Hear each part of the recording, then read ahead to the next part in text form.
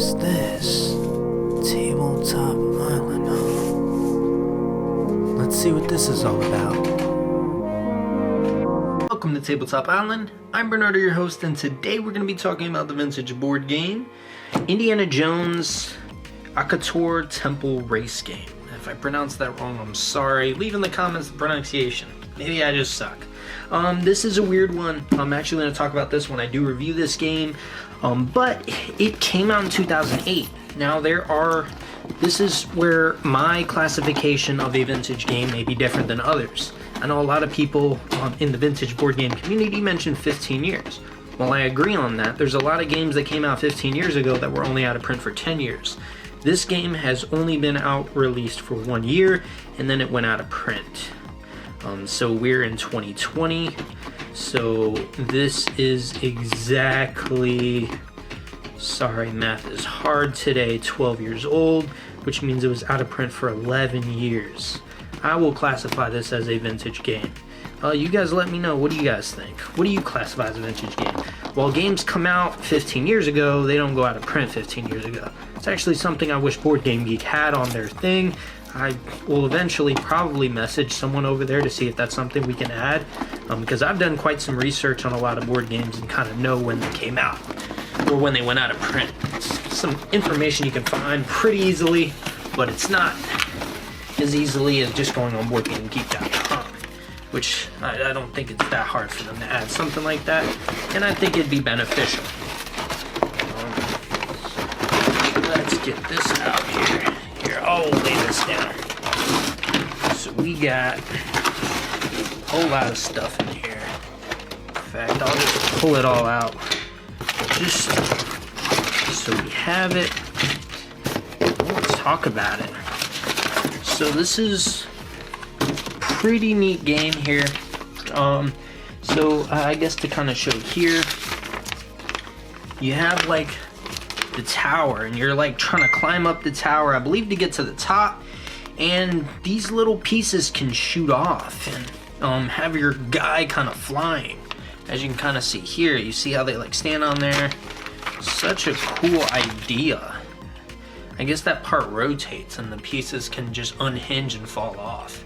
I don't really know the rules of the game. I've never played it, hence why I got it. I actually got it sealed for a really good deal of $25. That's pretty high for a game like this that I would play or pay for, but outside of it being sealed, I am a fan of Indiana Jones. I love this theme, as I explain in a lot of my videos, and the game honestly looks fun.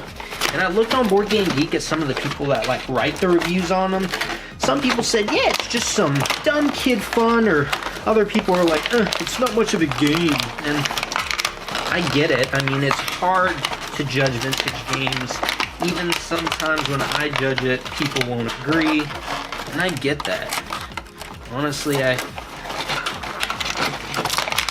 think it is all opinionated, but it depends about the experience it creates for you.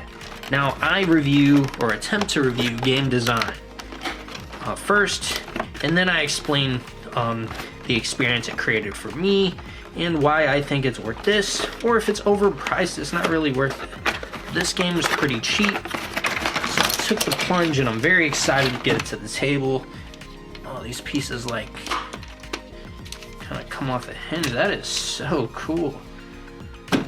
Okay, and I guess more of these pieces hinge on. I was a little worried. They're kind of angled. At first I was like, oh no, did they bend in the box?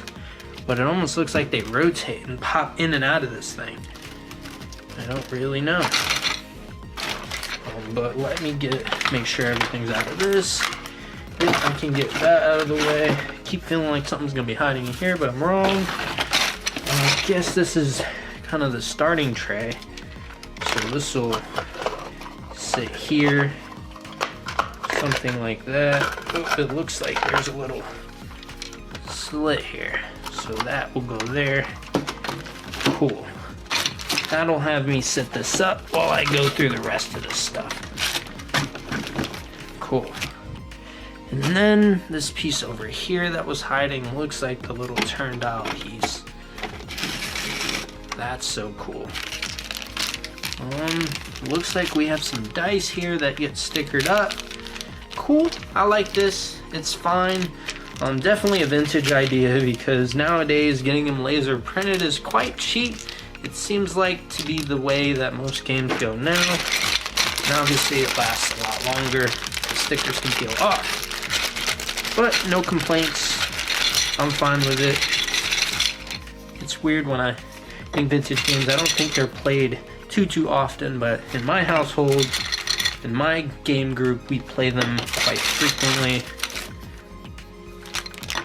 But it's not like all of them get played every day.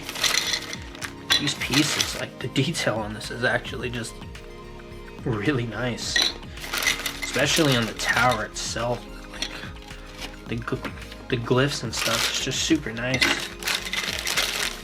And these pieces, I'm such a fan. Look at that, yo, my boy got a wit.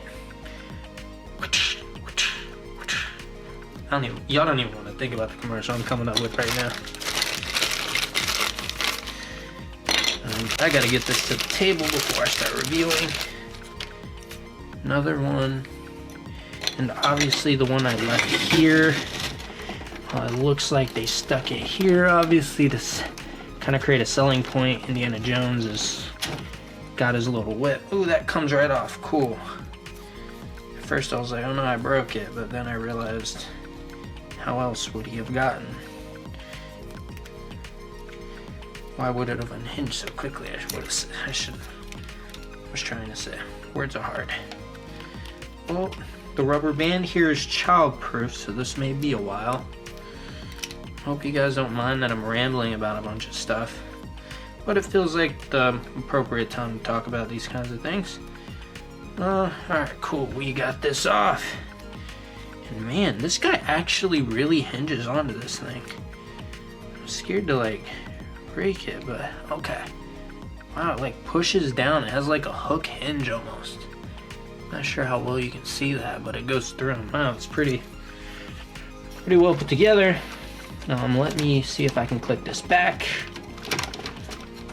Cool. I'm guessing these things probably fly off is what it almost looks like in the box.